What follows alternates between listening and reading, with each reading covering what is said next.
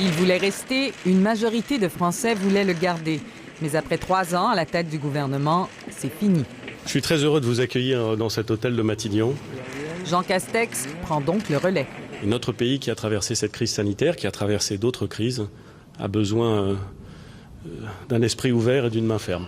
Une conclusion à laquelle Édouard Philippe arrive après un mandat marqué par les crises.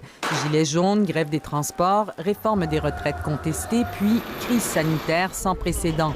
C'est une lourde tâche qui incombe aujourd'hui à Jean Castex, un homme de 55 ans jusqu'ici méconnu du grand public. Celui qui a tout récemment piloté le déconfinement de la France en sait quelque chose. La crise économique et sociale, elle, est déjà là. Et il nous faudra plus que jamais réunir la nation pour lutter contre cette crise qui s'installe. Soyez bons.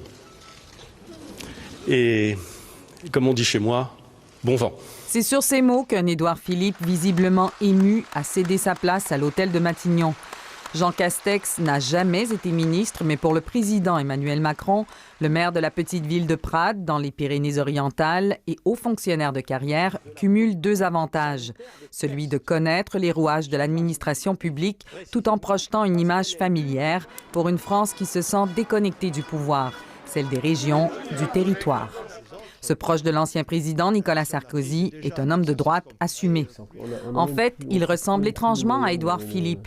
Avec une différence notable, souligne une majorité d'analystes aujourd'hui, Jean Castex ne risque pas de faire d'ombre à son président. Emmanuel Macron prend du coup un grand risque à se séparer d'Édouard Philippe parce qu'il convenait à la fois aux Français, parce que aussi il incarnait ce centre droit qui est devenu le socle électoral d'Emmanuel Macron. Et puis Emmanuel Macron prend un grand risque parce que se séparer d'un Premier ministre populaire, ça n'a pas toujours réussi à ses prédécesseurs. La cérémonie de passation des pouvoirs entre les 2 hommes aura été d'une rare chaleur pour ce genre d'événement forcé. Après des hommages et des remerciements mutuels, c'est sous les applaudissements nourris, empreints de bienveillance, qu'Édouard Philippe a quitté Matignon pour de bon. Ici Marie-Ève Bédard, Radio-Canada, Paris.